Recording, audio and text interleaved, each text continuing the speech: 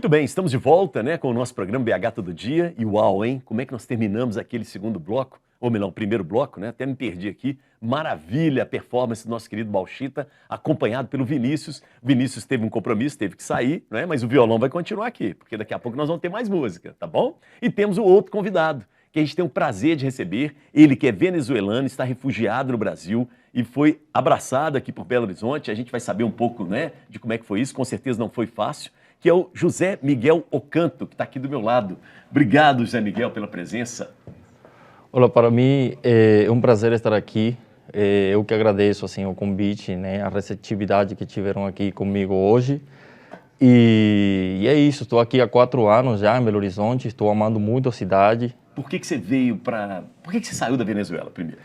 Eu saí porque eu estava envolvido lá contra o governo, né, fazendo protestos e me posicionando contra a ditadura venezuelana, e então fui obrigado a sair depois de ser detido 2 vezes lá. É mesmo? De ser ameaçado. E deixou a família, amigos para trás? Sim, por proteção da minha família e das pessoas próximas, eu tive que sair do país. E vim para cá, para o Belo Horizonte, especificamente. Belo Horizonte? Você, né? Eu conheci, no ano 2013, uma galera muito receptiva aqui. Eu vim para a JMJ, que é a Jornada Mundial da Juventude, quando veio o Papa Francisco ao Rio. E aí eu conheci uma galera no Santuário São Judas Tadeu. Aí eu contatei eles para eles me acolherem aqui em Belo Horizonte. Eu lembrei do pão de queijo, de todas essas experiências legais aqui em Belo Horizonte. E não tem jeito, não. Eu falei, eu vou lá, vou tentar estudar lá na Universidade Federal de Minas Gerais, na PUC, e reiniciar uma vida. Né? E aí você veio em 2014? Não, isso foi em 2013 que eu conheci a galera. Conheceu a galera. Tá. Mas em 2018 foi que eu tive que sair da Venezuela, né? E hoje você está estudando? Sim, eu estou estudando psicologia na PUC e também estou fazendo ciências sociais na UFMG. Parabéns, estou fazendo hein? as duas. Poxa, muito legal, hein? É legal demais, hein? Muito bom. Muito bom. Muito bom. E essa camiseta, não tem jeito, né? No ser escutado, não é razão para guardar silêncio. É isso mesmo, né? A gente, às vezes, né, somos silenciados de alguma forma. Nesta mesma semana, a gente tem essa história de Moisés lá no Rio de Janeiro. E eu, como refugiado, não posso falar aqui o que significa ser refugiado e estar no Brasil sem mencionar, né, o Moisés, que foi espancado até a morte. E aquilo te assustou muito? Isso fala um pouco, né? Reflete, revela, desvela o que é ser um refugiado, o que significa ser diferente no Brasil, de alguma forma, né? E como que a migração é um fenômeno complexo, não é somente por ser diferente, não é uma questão apenas de xenofobia, também tem outros atravessamentos que deixam uma situação um pouco diferente, né? Por exemplo, não é o mesmo ser uma mulher migrante negra, né?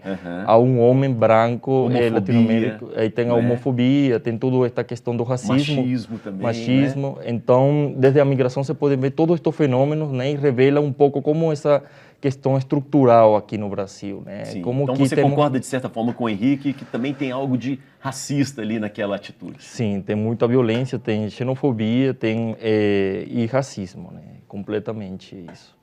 E eu estou em uma situação de privilégio por ser um homem branco, nunca vou sentir esse medo de ser espancado por cobrar um salário, porque inclusive isso revela uma questão histórica do Brasil, né? O fato dele morrer por cobrar o salário revela esse lugar, né, que é dado para ele, lembrando a escravidão, né? Absurdo, assim como que né? se esse não fosse um lugar natural, né, por ter trabalhado, né? E as condições, a relação de trabalho também muito ruim, né? Isso, exatamente. Você passa por isso aqui também? Não, eu não posso falar que eu passo, mas eu escuto muitos colegas, né, sobretudo venezuelanos que estão em lugares específicos assim, de Minas Gerais, em Betim, assim, que trazem relatos assim de violação de direitos humanos e esses abusos, né, na questão trabalhista. Principalmente na questão trabalhista. Sim. São explorados mesmo. Henrique, vamos entrar um pouco nisso aí, né? Os venezuelanos que estão aqui em Belo Horizonte, qual que é o perfil deles? Então, falar de venezuelanos em Belo Horizonte é um público bem amplo, né? Então eu vou fazer só um apanhado histórico para poder contextualizar, né?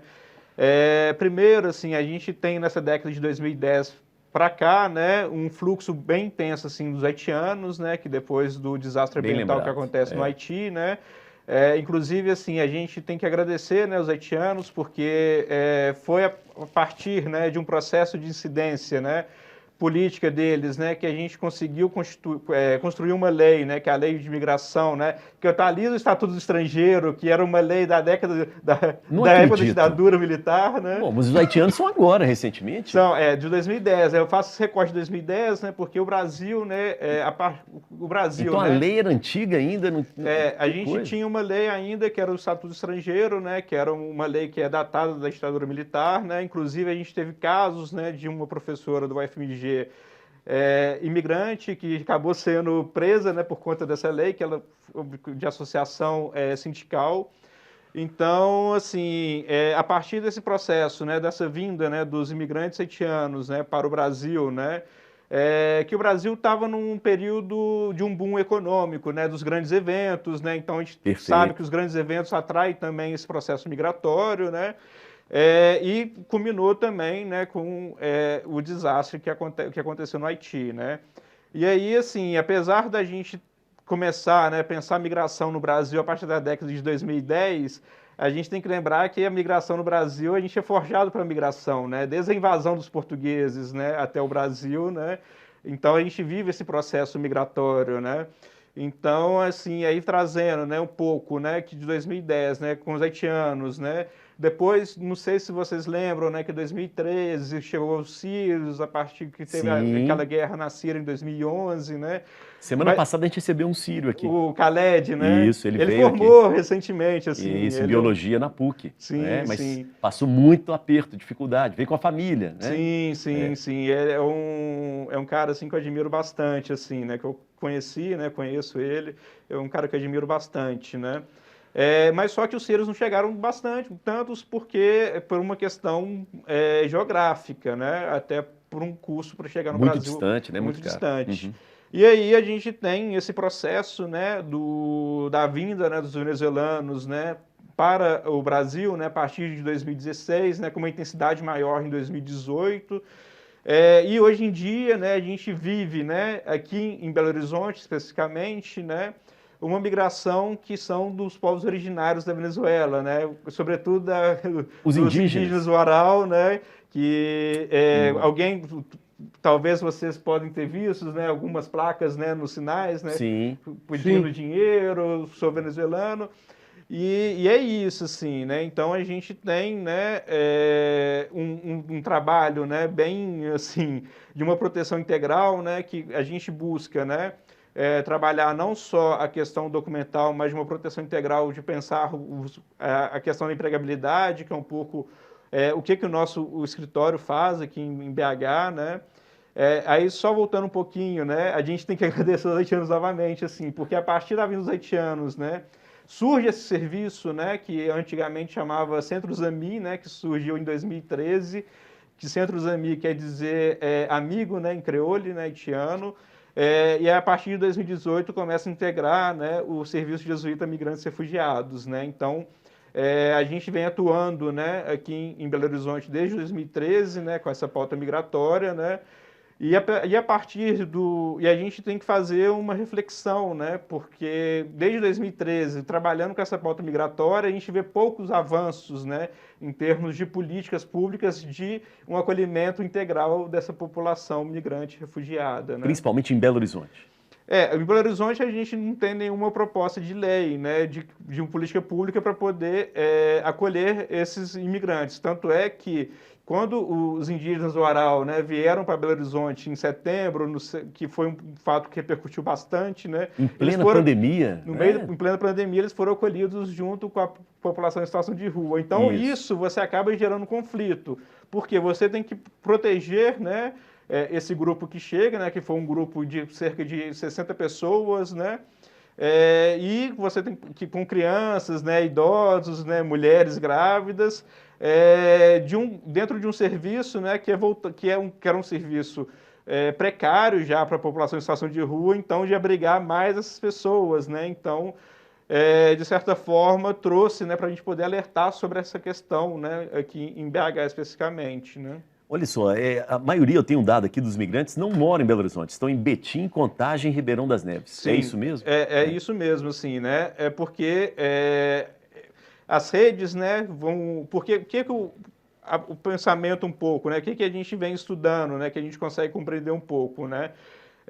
Para o migrante, a primeira coisa que ele procura é o emprego, assim. A partir do emprego que ele vai constituindo, assim, a sua rede social, seus vínculos afetivos, Claro. seus vínculos familiares, de convivência. Então, como a maioria dos imigrantes, né, por uma questão de falta de política pública, né, tem muitos imigrantes que são formados, pós-graduados, né, doutores, né, que não conseguem emprego na área por uma questão da língua e outra por uma questão de não ter o diploma revalidado. A gente citou o caso do Khaled, né? O Khaled é engenheiro agrônomo, né? Teve que fazer 5 anos de novo, né, de um curso, porque o curso dele não era reconhecido. Então, para ele valia mais a pena começar a fazer um curso novo do que esperar a revalidação de diploma. Então, a gente tem caminhado, né? A Belo Horizonte tem caminhado, Contagem tem caminhado, Betim tem caminhado para pensar uma política para a população migrante, né? Mas ainda falta muito falta muito, e a gente tem um pouco da nossa luta, né? Porque migrar é um direito humano, né? Então a gente, se você e quando eu falo, né, que a migração ela nos afeta, né? Porque se você não migrou, seu pai migrou, ou sua avó migrou, ou seu bisavô migrou. Então, é todo um processo, né, que está com a gente ali, né? Então, a gente não pode... É uma luta que a gente não pode deixar, né? Miguel, a sua situação é diferente, né? Porque você conseguiu entrar na universidade, diferente da maioria dos migrantes, Sim. né?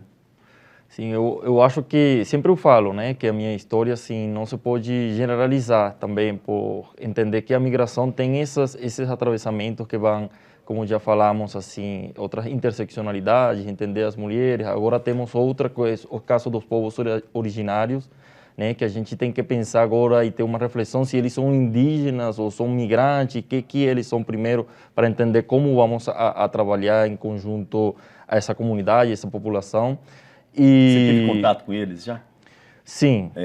Eu estou tendo uma experiência de prática profissional, fazendo um estágio e apoiando a equipe do Serviço Jesuíta Migrante e Refugiado, em conjunto com o Henrique. Estou na área de integração social e aí estamos em parceria com a Prefeitura de Belo Horizonte, tentando, né, fazer alguns trabalhos, né, socioeducativos para acompanhar e proteger essa comunidade de migrantes e refugiados que são povos originários venezuelanos, né? Vamos aproveitar aqui que a gente tem duas pessoas da área da música, da cultura.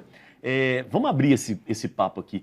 A música, ela ajuda nesse sentido? A cultura, ela pode ajudar a quebrar esses preconceitos? Como é que é a sua experiência com relação a isso? Para mim, a música é um refúgio, assim. Eu cada vez que eu sinto saudade, eu boto música de lá da Venezuela e assim. Eu também estou construindo e eu gosto demais de viver essa experiência, né? De conhecer essa música brasileira, popular brasileira, MPB e assim, conhecer Alceu Valença, conhecer outras referências. E quando eu escuto... Quando o Bauchita cantou Marisa Monte, né, em português, né, bateu ali, né? Exato, e é isso, né? Eu sinto que eu estou construindo outras referências, outros afetos, outros sentidos através dessa música, da cultura, e eu gosto demais de conhecer o Brasil através da arte também, e eu acho que isso me ajuda muito. E também quando lembro ao meu país, lembrar as músicas de lá, né? Eu acho que essa questão... Cúmbia? Qual que é o ritmo? Tem muitos, né? Sim, cúmbia forma Mas rock, parte. Tem rock na Venezuela? Tem. Aí, vamos lá, Bauchita. Eu queria fazer uma pergunta para ele. Você tem contato ainda com o pessoal da sua família? Como é que está lá a situação? Sim, boa pergunta. E como que você vê essa situação que tem gente que aqui no Brasil fala que na Venezuela não tem ditadura, tem democracia. Como é que é isso? E aí? Sim, é um assunto bem complexo, assim, falar de uma trajetória de 20 anos, assim, de exercício do poder lá na Venezuela, né, de uma luta por poder que vai trazer muitas questões, sabe, assim, tem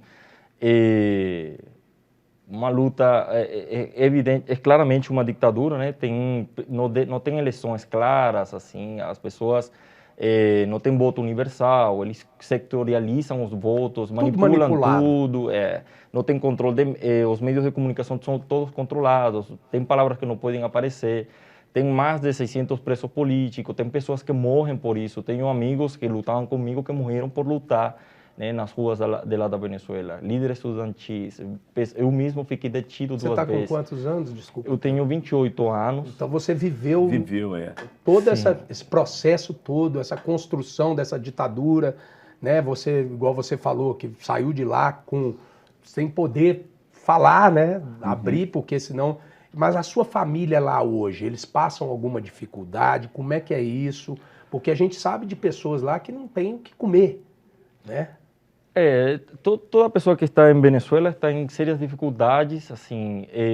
Mesmo as pessoas com poder aquisitivo um pouco alto. As pessoas, a elite venezuelana, que agora é uma nova elite, que a que está no círculo do poder, né? Os militares, todas aquelas pessoas que contribuem nesse projeto ditatorial que tem lá na Venezuela, são as que conseguem acceder, né, aos direitos básicos e sociais, né? A comer, a educação e demais. As outras pessoas apenas têm o apoio daqueles migrantes, né? Aquela onda de venezuelanos que saíram para o exterior e nós ajudamos as pessoas que ficam lá. Você ajuda muito a sua família, então. Sim, então Então nós você não tem uma trabalhamos classe para média isso. lá, né? Você tem mais quem domina e os pobres, né? Então você tem É um buraco, né? De uma classe Isso. para outra, não tem classe média.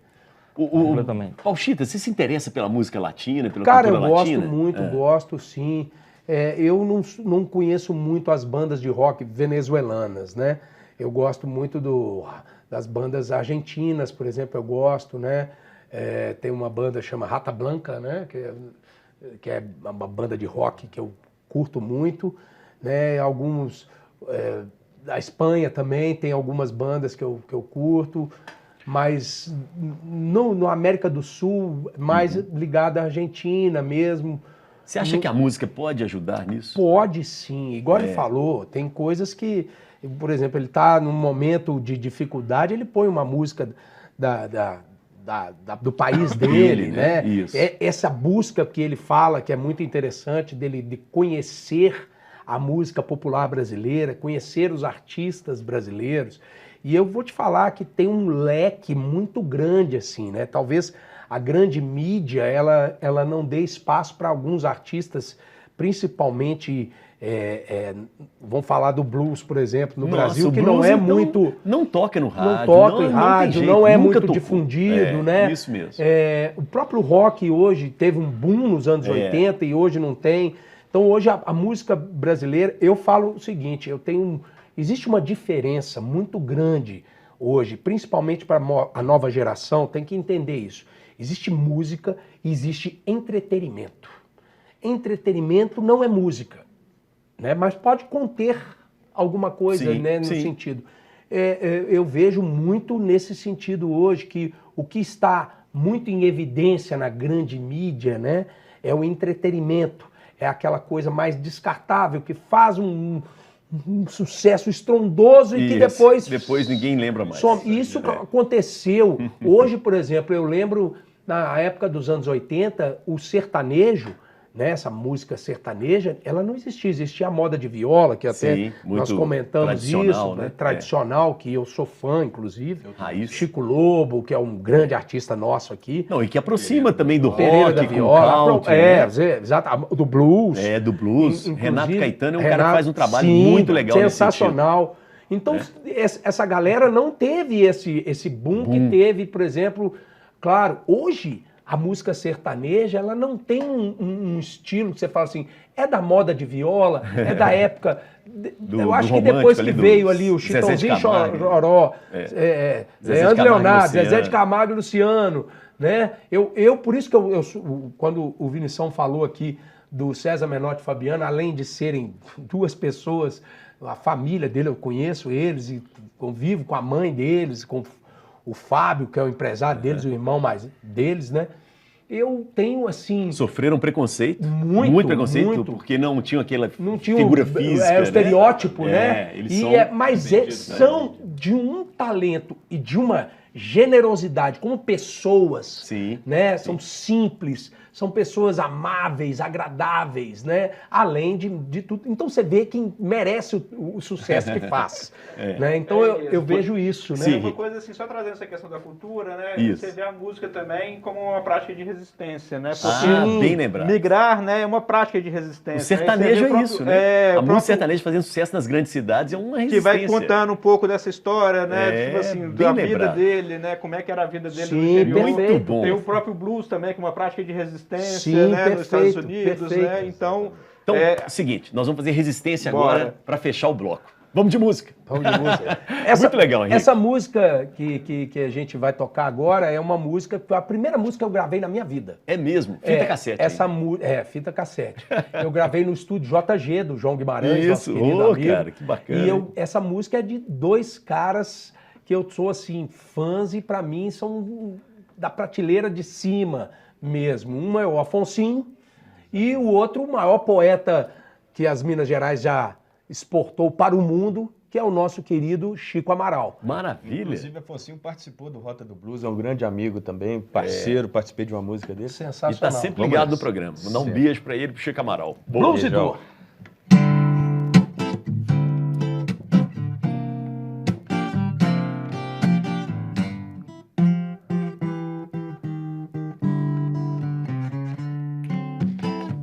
Viver às vezes dói, principalmente sem amor.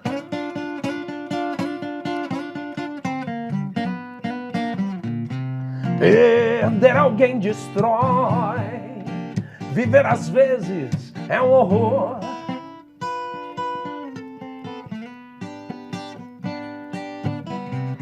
Por isso pegue seu uísque e beba e pague tudo em blues e dor.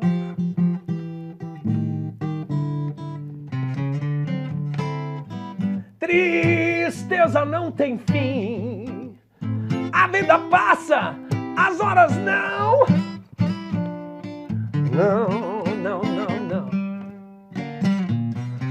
Conheço um samba assim que fala dessa situação.